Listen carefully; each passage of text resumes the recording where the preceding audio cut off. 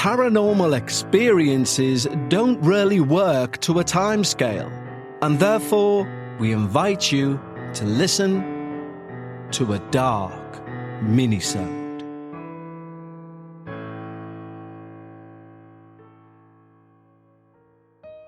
Hello everyone, and welcome back to another dark minisode. Firstly, again, a big thank you to everyone who's reached out with your feedback, with your submissions, and with your comments around the changes we've made. I want to thank each and every one of you for being so positive about those changes, and in general for just being the best listeners that I believe exist on any paranormal podcast anywhere. So thank you sincerely.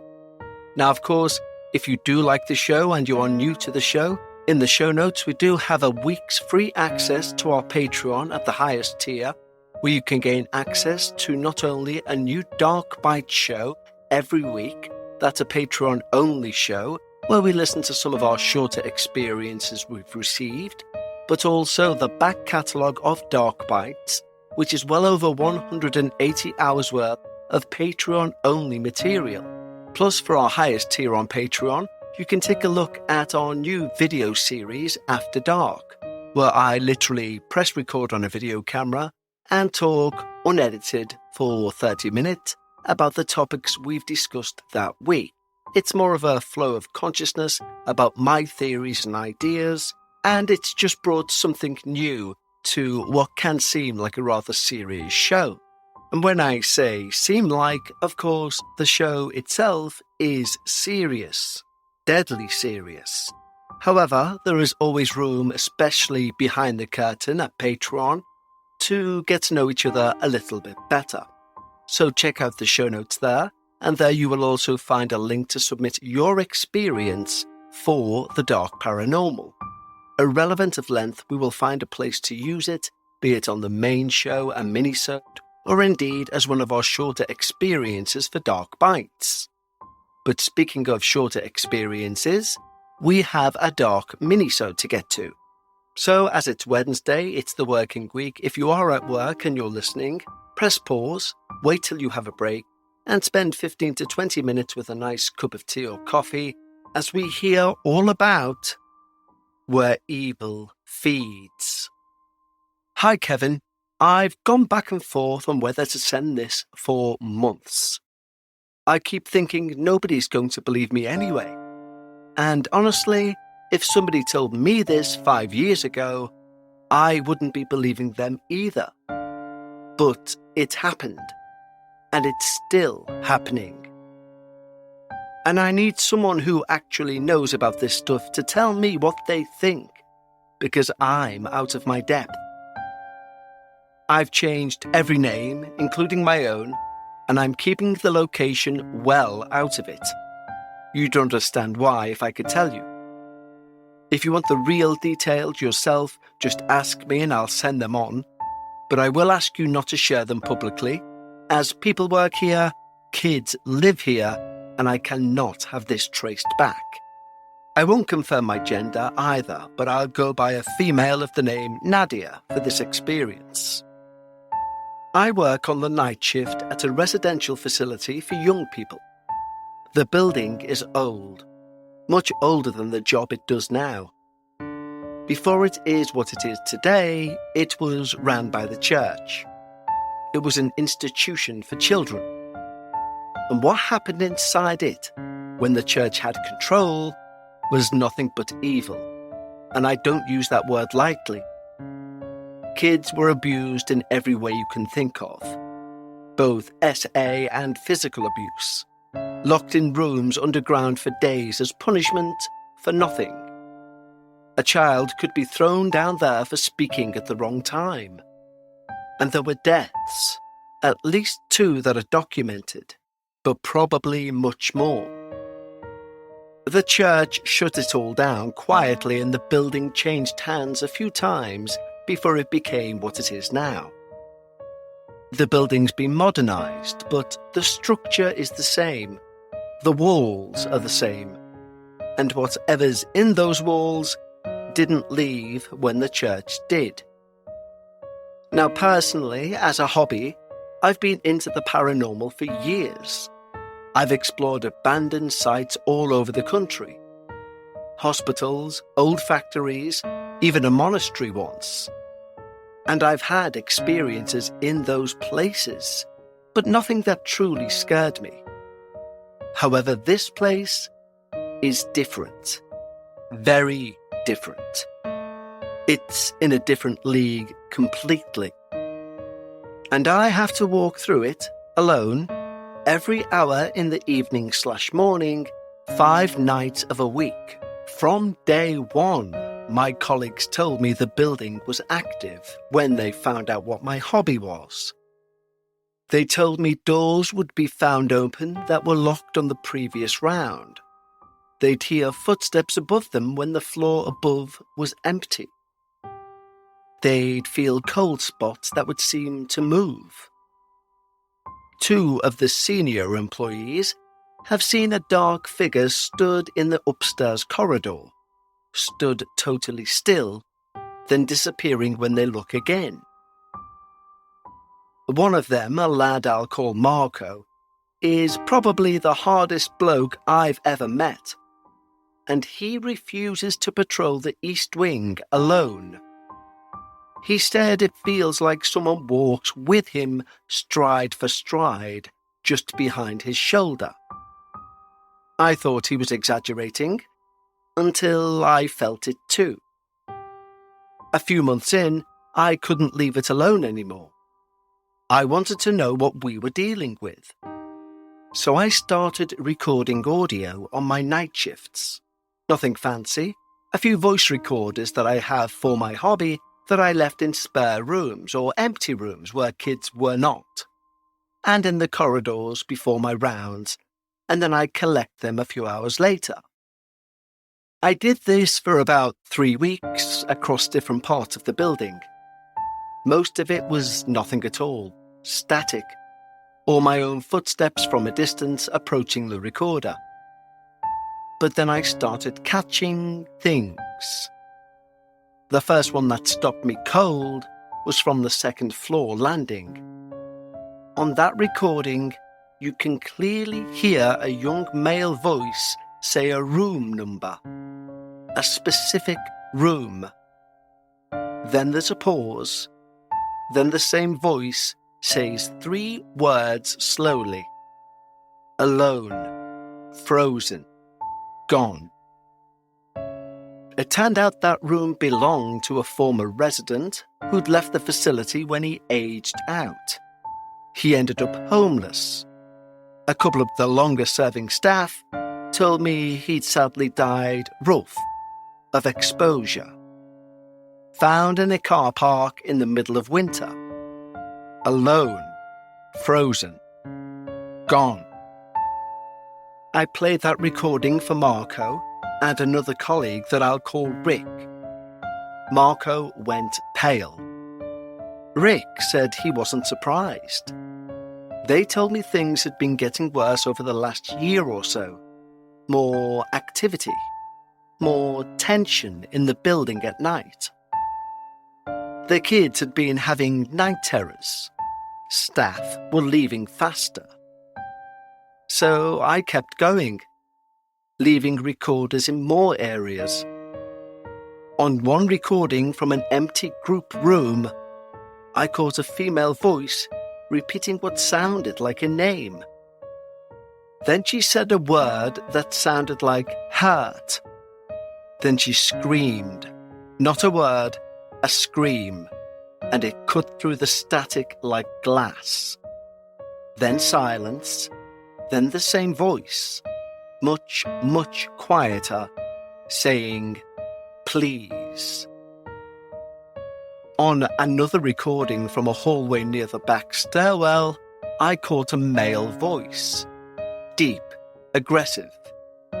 It said a word I won't repeat, and then what sounded like, get out. I asked Marco and Rick to listen without telling them what I thought I'd heard. I gave them a pen and paper and asked them to write down what they thought they heard.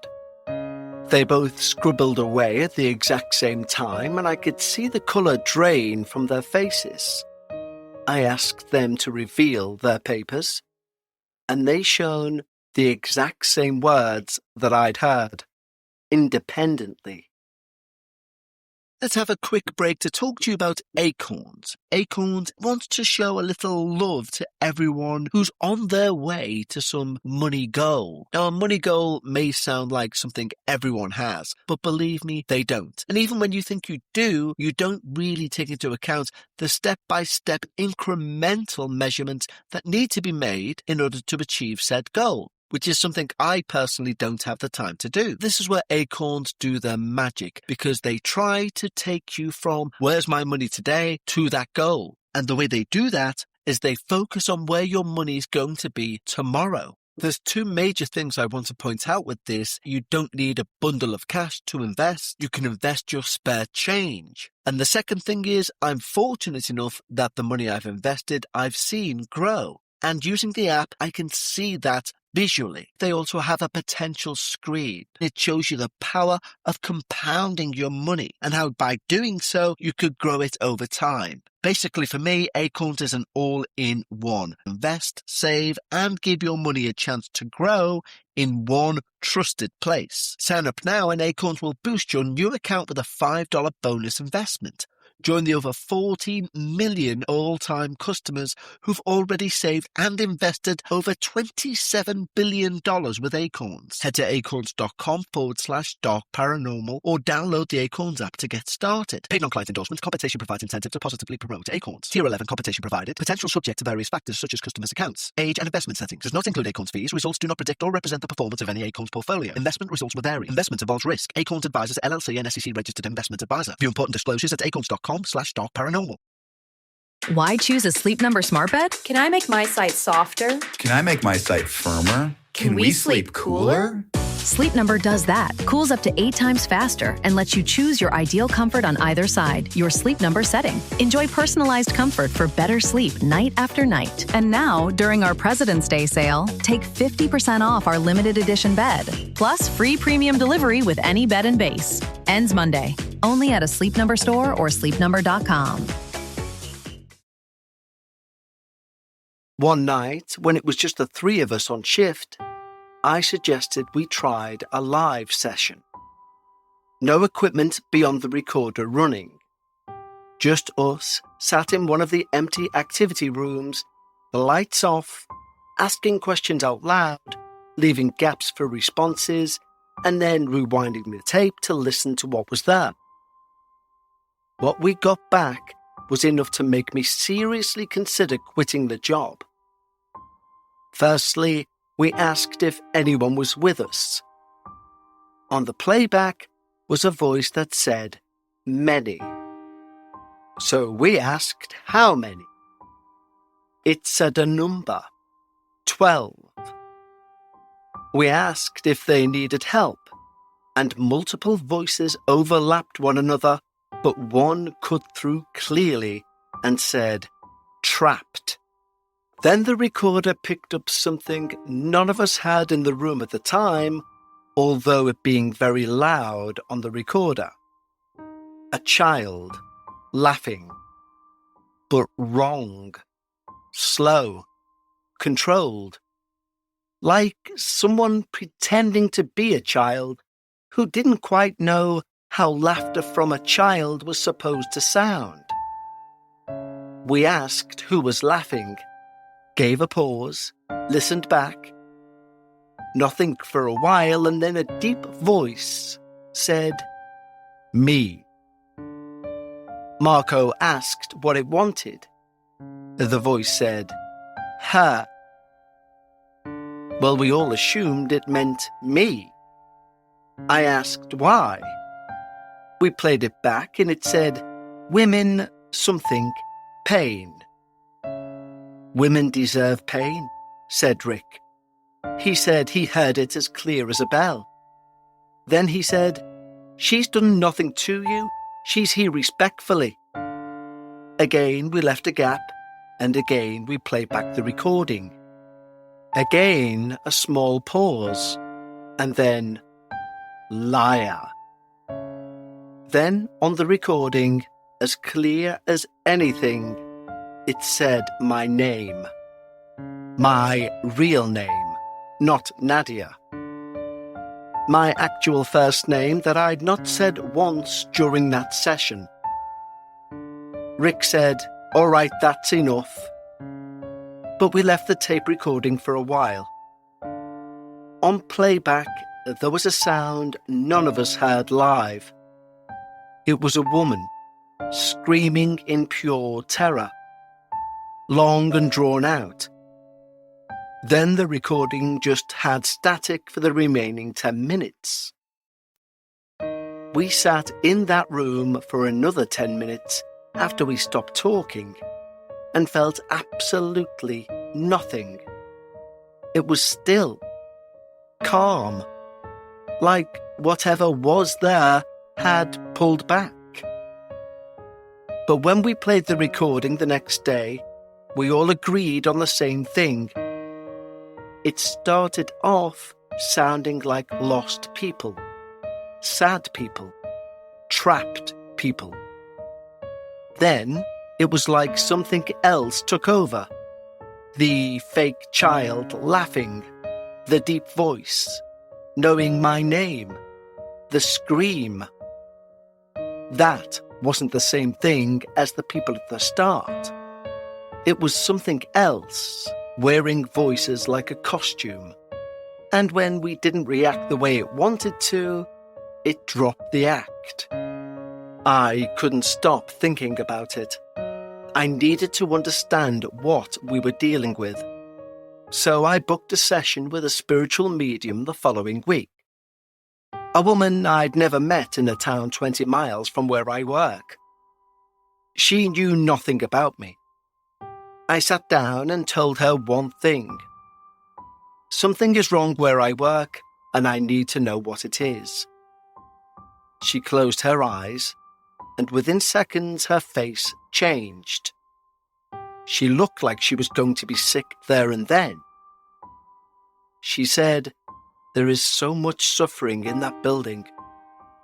Then she said, "Whatever you've been doing at night, stop it, and stop it now. You're not communicating with the dead. You're communicating with something that was never alive." She then told me she believed, although she couldn't be specific, that years ago someone in that building had tried to perform a kind of ritual. She couldn't work out what kind, but she said she knew it was deliberate. She knew it was done by someone who wanted to contact the dead, and instead they opened something that should have remained shut. She said the object used was never removed from the building, and as long as it stays, that doorway stays open. She said what came through feeds on suffering. I thanked her, we ended our session, and I headed to my car, thinking about the history of that place, the fact it would be like a battery for it, the pain, the abuse, the death. It would sustain this thing, and it would keep the spirits of the people who suffered trapped there because their pain would be what it fed on. When I reached my car, I realized I'd left my keys on her desk. So I returned. She was stood tidying some folders, and she asked me out of interest where I worked.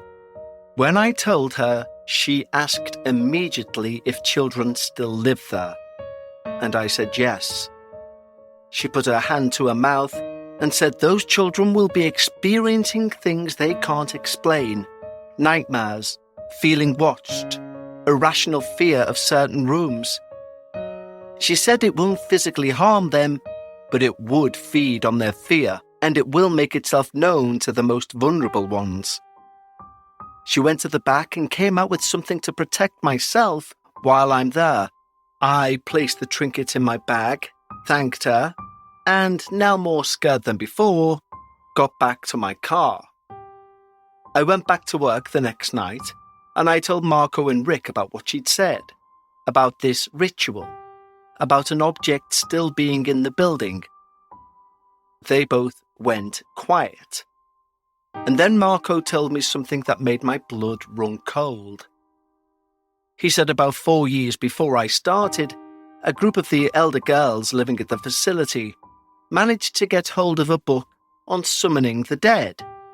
Marco's words, not mine. I'm sure he meant something different, maybe not. One of them had stolen it from a second-hand shop downtown. They did something with that book one night in one of the basement rooms. Staff only found out because the girls were hysterical afterwards, refusing to sleep in their rooms. But they were made to per the rules. After one girl in particular started calling through on the intercom every single night, saying in a whispering sob that a tall man was stood in the corner of her room watching her, they decided to let the girls switch rooms. Staff wrote it off as nightmares. The book was confiscated, but Marco said as far as he knew, nobody ever checked whether it was destroyed or shoved in a cupboard somewhere. I haven't done any recordings in this building since. I want to. Part of me is desperate to understand what's in that basement. But I know now that whatever is there, it's not something that's going to give me answers. It just wants a reaction. It wants fear. And I was giving it exactly what it wanted. I still work there, and I still do my rounds. A few weeks ago, Marco and myself were sat at the desk on a quiet shift. And from behind us, at the same time, we heard a growl. Low, rumbling, long. Not mechanical, not an animal. A growl that sounded like it came from mid-air, from a chest that shouldn't exist. We looked at each other. Neither of us got up. We sat there for 5 minutes in silence and then carried on like it hadn't happened. Because what are you supposed to do? I'd really like to hear what you think of this thing. I've got my own ideas, but I don't trust them as I'm too close to it. If you'd like to hear about other places I've explored, I've got plenty of those too. Thanks for reading this. It means a lot. Nadia. Well, Nadia, I know that's not your real name, and you have sent me through one of those EVPs, which I can say kept me up at night, so thank you for that. But I think I speak on behalf of us all when I say we would love to hear more of your explorative stories, so please send them on through. Now, regarding my opinion, it's irrelevant, because I am not an expert in this field. I genuinely don't believe there are experts in this field. I believe people have gifts. I believe people have the ability to know when certain energies are about, even to see or speak with the dead. But experts, I don't think you can have in a field that science won't take seriously, because we have no metrics.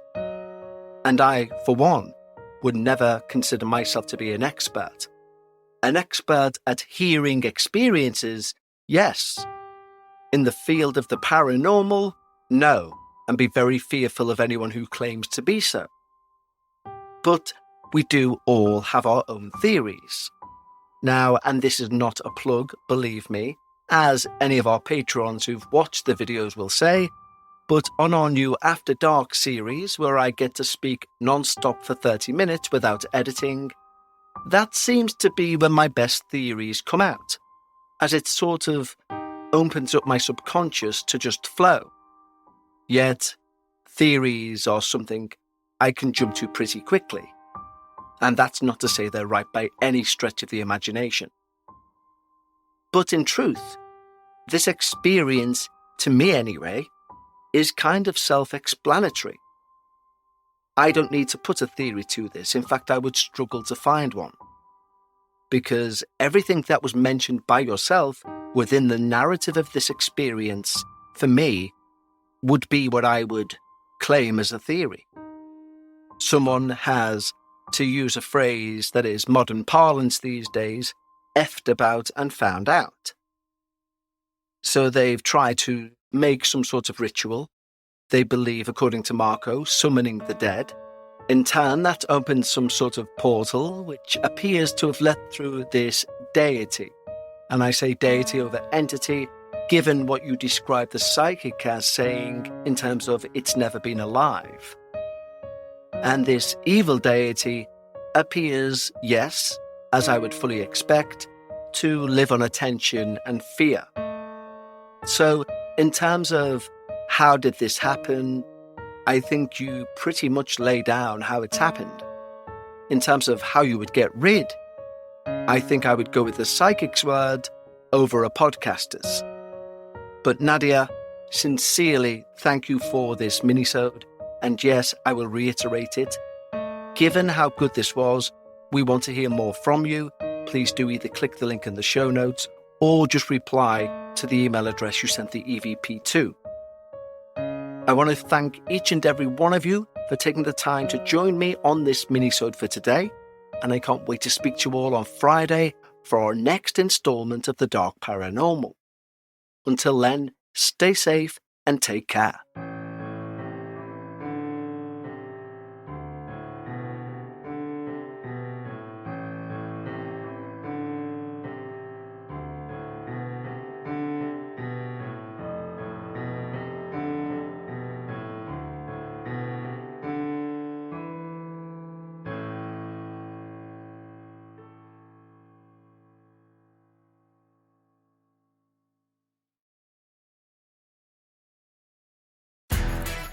If you're the purchasing manager at a manufacturing plant, you know having a trusted partner makes all the difference. That's why, hands down, you count on Grainger for auto reordering. With on-time restocks, your team will have the cut-resistant gloves they need at the start of their shift. And you can end your day knowing they've got safety well in hand. Call 1-800-GRAINGER, click Grainger.com, or just stop by. Grainger, for the ones who get it done.